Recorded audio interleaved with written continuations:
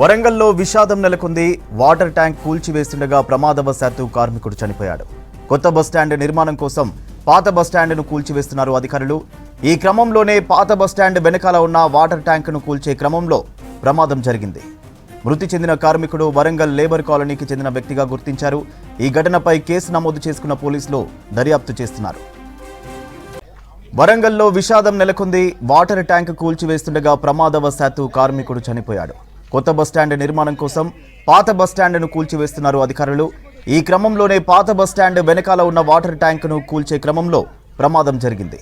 మృతి చెందిన కార్మికుడు వరంగల్ లేబర్ కాలనీకి చెందిన వ్యక్తిగా గుర్తించారు. ఈ ఘటనపై కేసు నమోదు చేసుకున్న పోలీసులు దర్యాప్తు చేస్తున్నారు. రెడ్డిగా దీనిపై డీటెయిల్స్ కృష్ణమోహన్ అందిస్తారు. కృష్ణమోహన్, ప్రమాదానికి సంబంధించి డీటెయిల్స్ ఏంటి? ఈ వరంగల్ బస్టాండ్ పాత బస్టాండ్ శిథిలావస్థకు చేరుకోవడంతో దాన్ని మార్చి పునర్నిర్మాణం చేయాలని ప్రభుత్వం భావించింది. దాంట్లో భాగంగానే 75 కోట్ల రూపాయలతోటి ఇక్కడ కొత్త బస్టాండ్ నిర్మాణం చేపట్టాలని భావించింది. అందులో భాగంగా ఉన్న పాత బస్టాండ్ ను తొలగిస్తున్నారు. తొలగించే భాగంగా ఈ రోజు కొంతమంది అడ్డా కూలీలను కొంతమందిని తీసుకొచ్చి అక్కడ ఉన్నటువంటి బస్టాండ్ పాత బస్టాండ్ ఆవరణలోనే ఉన్నటువంటి ఒక వాటర్ ట్యాంక్ ఉంది. ఆ వాటర్ ట్యాంక్ ను కూల్చివేస్తున్నారు. అయితే ఇదే క్రమంలో శిథిలావస్థ చేసుకున్న వాటర్ ట్యాంకు ఒక్కసారిగా కుప్పగూలింది. దీంతో గోతు రవి, ఇతను వరంగల్ లేబర్ కాలనీకి చెందిన 40 సంవత్సరాలు, ఇతను అక్కడికక్కడే చనిపోయారు. ఇమీడియట్లీ అక్కడికి ఇటు మున్సిపల్ అదేవిధంగా పోలీస్ ఇతర శాఖ అధికారులు కూడా చేరుకున్నారు. పోలీసులు అక్కడి నుంచి డెడ్ బాడీని ఎంజిఎం మార్చురీకి తరలించారు, అక్కడ పోస్ట్ మార్టం కోసం. ప్రస్తుతం జరిగినటువంటి సంఘటన నేపథ్యంలో పోలీసులు అయితే కేసు నమోదు చేసుకుని దర్యాప్తు చేస్తున్నారు. గోతు రవి రోజువారీ లేబర్ అడ్డా మీద ఉండే కూలీ. ఈ కూల్చివేతలలో భాగంగా ఇటు కూడా అదేవిధంగా మున్సిపల్ అధికారులు వీటి పనులను పర్యవేక్షిస్తున్నారు. అడ్డా కూలీలకు సంబంధించినటువంటి ఒక 10 మందిని తీసుకొచ్చి ఈ పనులు చేపిస్తున్నారని చెప్పొచ్చు. ఉగాది పండుగ రోజు ఒక విషాదమైన సంఘటనగా చెప్పుకోవచ్చు.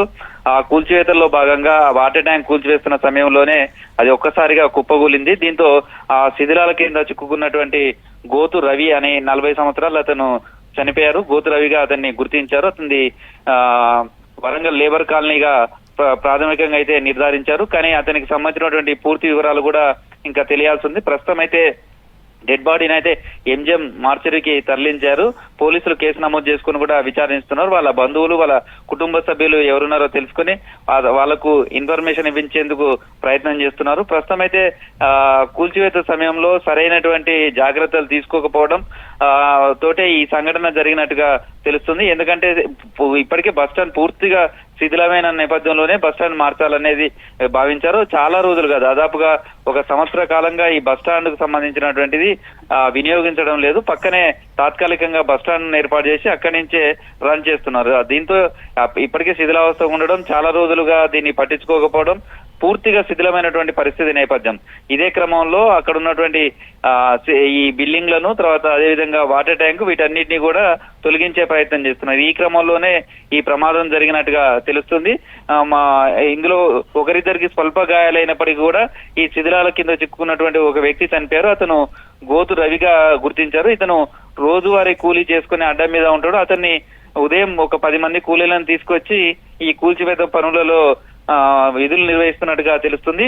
ఇతనికి సంబంధించినటువంటి పూర్తి వివరాలు కూడా తెలియాల్సి ఉంది. అయితే ప్రమాదం ఏ విధంగా జరిగింది, ఒక్కసారిగా అది కుప్పకూలటానికి కారణమైంది, అసలు నిర్మాణం ఈ కూల్చివేతల సమయంలో ఎలాంటి జాగ్రత్తలు తీసుకున్నారు, నిర్లక్ష్యం కారణంగానే ఈ సంఘటన జరిగిందా అనే అనేక రకాల కోణాలలో అయితే పోలీసులు దర్యాప్తు చేస్తున్నారని చెప్పొచ్చు. ప్రస్తుతం అయితే డెడ్ బాడీని ఎంజిఎం మార్పుకి తరలించి విచారణ చేస్తున్నారు. వాళ్ళ కుటుంబ సభ్యులు వివరాలను కూడా సేకరించే పనిలో ఉన్నారు. Thank you Krishnamohan.